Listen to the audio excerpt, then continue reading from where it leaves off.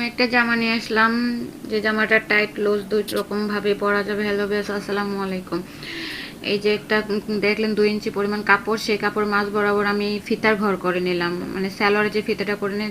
তারপর এই যে এটা হাফ বডি, উপর নিচ থেকে একটু জয়েন দিয়ে নিলাম 2 ইঞ্চি। তারপর দেখতেছেন যে একটা চেন লাগাচ্ছি, এটা কোনো পট্টি ধরে নেই। ওই যে কাপড়টা জয়েন দেওয়ার সময় দেখছেন যে একটু কাপড় ছিল, সেটা আমি ফেরে তারপর এরকম ঘষা দিয়ে ফিনিশিং করে নিয়ে চেনটা লাগাইছি, মানে পট্টি যাতে ধরা না লাগে এই জন্য একটু বেশি রাখছে কাপড় সামনের দিক থেকে।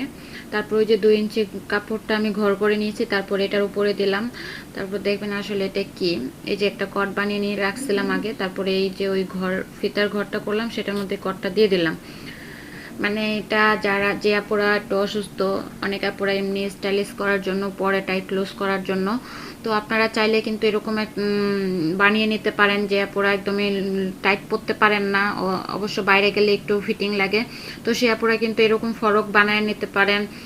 কুচি ছাড়াও আপনারা এরকম স্টাইল করতে পারেন, কাফতান সব কিছুতে এরকম অনেক সময় করতে পারেন স্টাইলিশ হিসাবে, কাফতানের মধ্যে, ফরকের মধ্যে, এমনি গোল জামার মধ্যে। তারপরে যে এই যে কুচি একটা পাট দিয়ে, তারপরে কুচিটা দেওয়া হয়ে গেলে আমি পাটটা লাগিয়ে নিব। তবে পাটটা লাগানোর সময় আপনারা খেয়াল রাখবেন যে সেলাইটা যেন কটের মধ্যে না পড়ে, কেননা কটের মধ্যে পড়লে তখন তো কট টানলে আর আসবে না। তারপরে যে গলাটা সেটিং করে নেব, গলাটা যখন আপনারা কাটবেন বক্রমের মধ্যে তখন একটু বেশি করে কাটবেন, যাতে সেলাই করার সময়, গলাটা সেটিং করার সময় ফিনিশিং দিতে সমস্যা না হয়। আর চেনটা সমান করে রাখছেন কিনা সেটা বুঝে তারপর গলাটা কাটবেন এবং গলাটা লাগাবেন, না নয়তো তো উঁচা নিচে হয়ে গেলে চেন তো আর মিলবে না, আর দেখতেও ভালো লাগবে না। তারপরে যেভাবে ফিনিশিং দিয়ে নেবেন, গলার মধ্যে একটা চাপ সেলাই দিয়ে নেবেন। চাপ সেলাই দেওয়ার কারণে এতে গলার ফিনিশিংটা সুন্দর আসে। তবে অবশ্যই সব গলাতে চাপ সেলাই দেওয়া যায় না, সেটা চেষ্টা করবেন উপরের দিক দিয়ে চাপ সেলাই দেওয়ার জন্য, এতে করে গলার ফিনিশিংটা খুব সুন্দর আসবে। ভিডিওটি ভালো লেগে থাকলে লাইক কমেন্ট শেয়ার অবশ্যই করবেন। পেজটা ফলো দেওয়া না থাকলে ফলো দিয়ে রাখবেন, নতুন নতুন ভিডিও ছাড়ার সাথে সাথে যেন আপনাদের কাছে পৌঁছে যায়। তারপরে এই যে শোল্ডারটা জয়েন দিয়ে নেবেন। অনেক আপুরা আছে যে কাছাই মেরে দেন, শোল্ডারটা জয়েন দিবেন, উল্টাবেন কীভাবে বুঝতে পারেন না, তো এই যে দেখে নেন। তারপরে যেভাবে সেলাই করে নেবেন। এই কাপড়, এই যে ফ্রকটা বানাতে 3.5 গজ কাপড় লাগছে, 2.5 হাত পানা বহরের। তবে কাপড় 3.5 গজ পুরাটা লাগে না, আধা গজ পরিমাণ বেঁচে গেছে। এটা লম্বা 45 ইঞ্চি ছিল, বডি ছিল 40 ইঞ্চি। আপনারা চাইলে কিন্তু 3 গজ কাপড়ের মধ্যেই বানাইতে পারবেন। হাতা ছিল 16 ইঞ্চি লম্বা।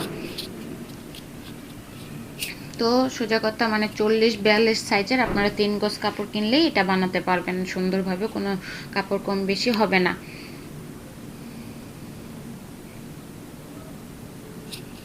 তবে এই জামাটা যার, সে আপুটা যদিও অসুস্থ, আপনারা সবাই দোয়া করবেন আপুটার জন্য।